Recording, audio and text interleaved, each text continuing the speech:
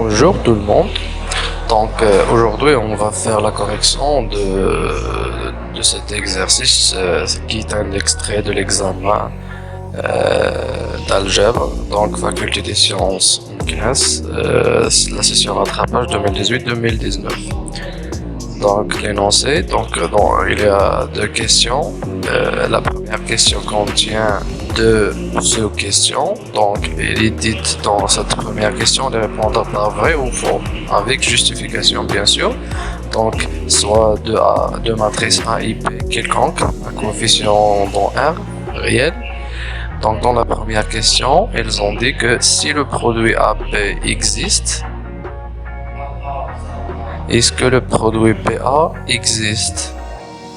Donc, est-ce que cette implication est toujours vraie? C'est-à-dire, du coup, qu'on peut faire la multiplication de deux matrices A et B, est-ce qu'on peut faire toujours B fois A? On peut répondre à cette question par deux méthodes. Ou bien en général, de façon générale, pour des matrices généraux, ou bien de façon particulièrement, en prenant deux matrices, deux exemples. C'est-à-dire on prend juste un exemple où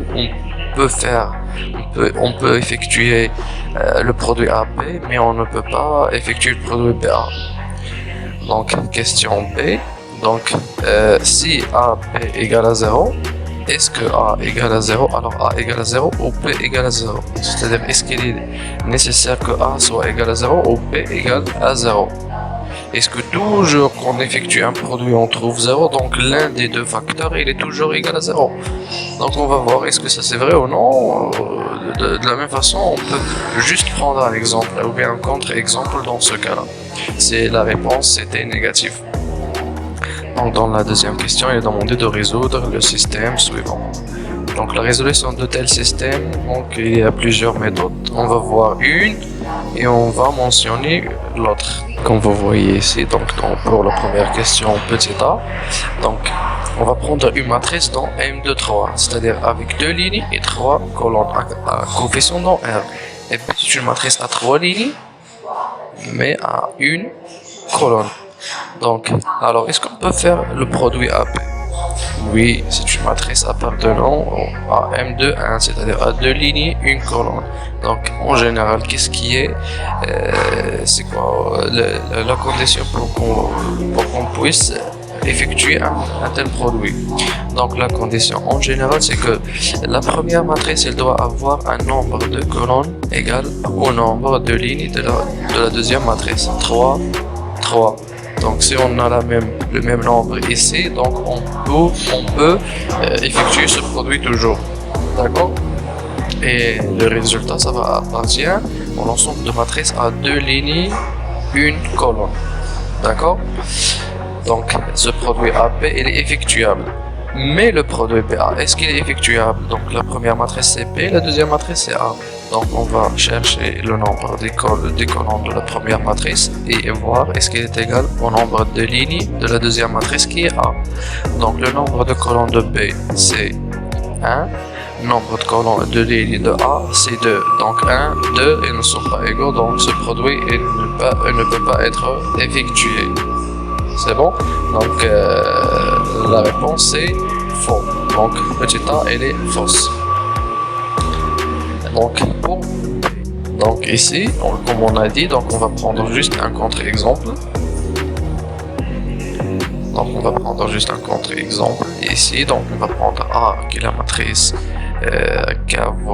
qui a des zéros juste pour cette position qui est A. Donc elle est différente de 0 parce que la matrice nulle c'est la matrice qui a tous les coefficients nuls. Donc on va prendre la matrice B de la même chose, mais on va prendre le 1 ici. Donc c'est pas nul parce qu'il y a un coefficient qui n'est pas nul. Et on va effectuer le produit AB. Vous savez comment effectuer le produit AB? Donc le produit AB, si quelqu'un ne sait pas comment effectuer un tel produit, il peut le mentionner dans les commentaires, je vais le répondre. Donc ce produit, ça va donner 0, 0, 0. Donc c'est la matrice nulle. Donc A fois B, c'est la matrice nulle. Mais est-ce que A elle est nulle? Est-ce que B elle est nulle? Non, ni A nul, ni B nul. Donc cette proposition elle est fausse. On a un exemple de deux matrices dont le produit est nul, mais aucune des deux n'est nulle. Donc maintenant on va passer aux question numéro 2. Donc c'est la question la plus lente. Donc pour résoudre ce système, donc on a deux méthodes. Donc la première méthode, on va soustraire la matrice, ou bien on va extraire la matrice de ce système là. Donc c'est une matrice A et cela c'est une matrice B. Donc ça c'est une matrice B et cela c'est une matrice A. Donc on va soustraire cette matrice comme vous voyez ici. Donc c'est la matrice de ce système. Ok. Puis donc comment on va faire? Donc soit on calcule l'inverse de cette matrice. Si on calcule l'inverse de cette matrice, donc on peut trouver le résultat. Ou bien on peut appliquer cette méthode là. On va juste simplifier ce système. Comment on le simplifie? On va le simplifier par les méthodes on va faire des combinaisons linéaires. On va réduire et échelonner cette matrice. On va juste la réduire. Donc comment on réduit une matrice? Donc on va remplacer chaque ligne par des combinaisons des autres lignes. Donc par exemple la ligne numéro 1 elle est laissée fixée.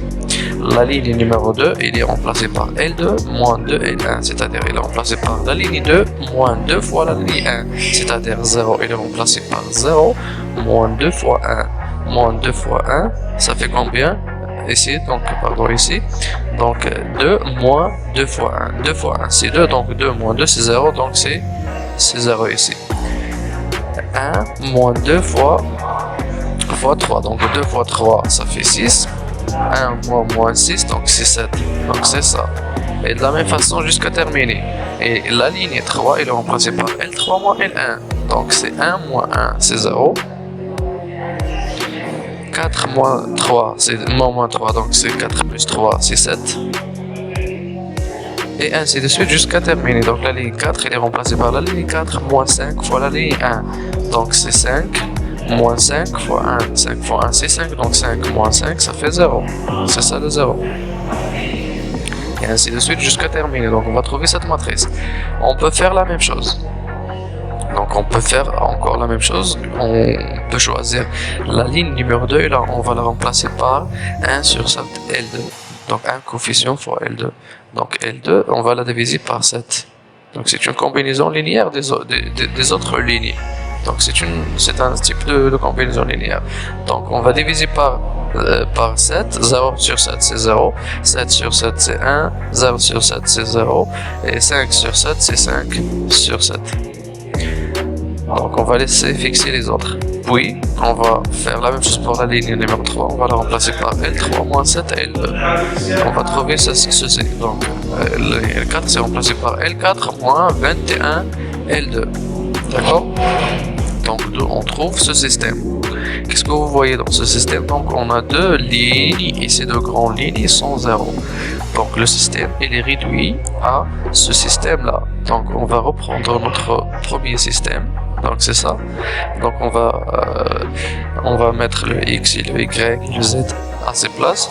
Et donc on trouve ceci. Donc la résolution de notre premier système revient à la résolution de ce système. Et ce système il est très simple. Donc vous voyez qu'on va continuer le calcul. Donc le X est égal à moins 1. Donc plus 2z plus 3y et le y égale à 5 sur 7. Donc on a trouvé la valeur de y, mais x il dépend de y et de z. Donc on va remplacer par y ici. Et donc il va rester x égale à 8 sur 7 plus 2z et y égale à 5 sur 7. Donc on n'en a pas trouvé une seule solution. Donc ce système n'admet pas une seule solution, mais elle admet une infinité de solutions. Donc le y c'est 5 sur 7 c'est la place de y. Le x, c'est 8 sur 7 plus 2z. Et le z, c'est le z. Donc, ce système dépend de z. Donc, quand vous prenez une valeur de z, donc vous trouvez une solution. Vous changez la valeur de z, vous trouvez une autre solution. Donc, vous changez quand vous voulez la valeur de z, vous trouvez des solutions. C'est la formule générale des solutions de ce système. D'accord? Donc, cela admet une infinité de solutions. Donc, je vous remercie.